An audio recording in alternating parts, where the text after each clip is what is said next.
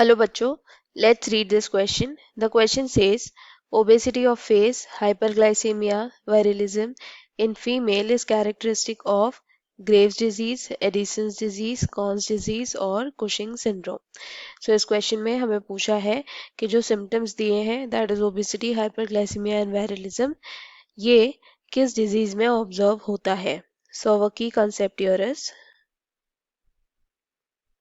adrenal cortex hormone.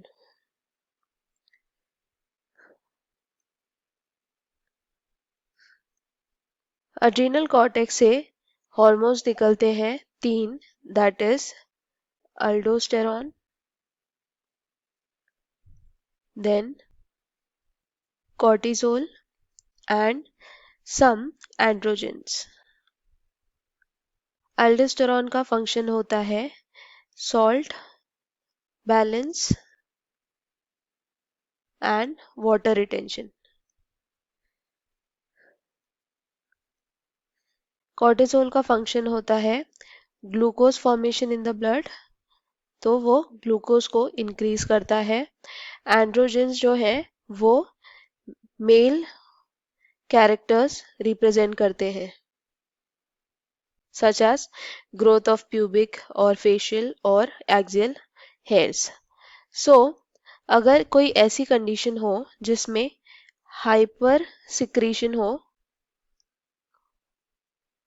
Of adrenal hormones, adrenal cortex hormones, adrenal cortex hormones, तो उसमें symptoms दिखेंगे such as weight gain, then hyperglycaemia. Also androgen का secretion बढ़ जाएगा तो females में जो है वायरलिज्म दिखेगा. वायरलिज्म का मतलब होगा मेल कैरेक्टर्स इन फीमेल, जैसे फेशियल हेयर ग्रोथ होना.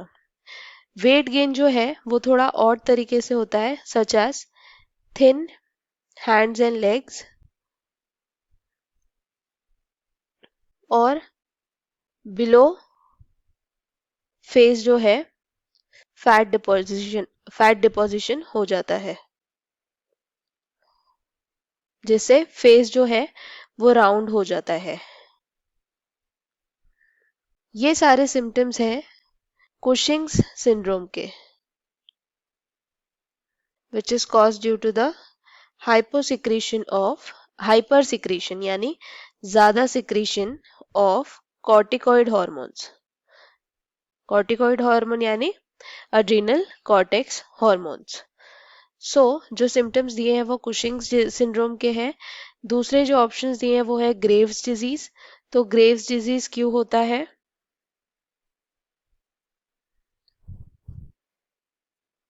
ग्रेव्स डिजीज होता है ड्यू टू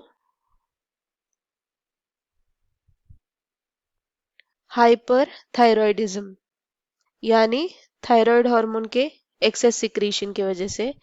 एडिसन्स डिजीज होता है due to hyposecretion of corticoid hormones.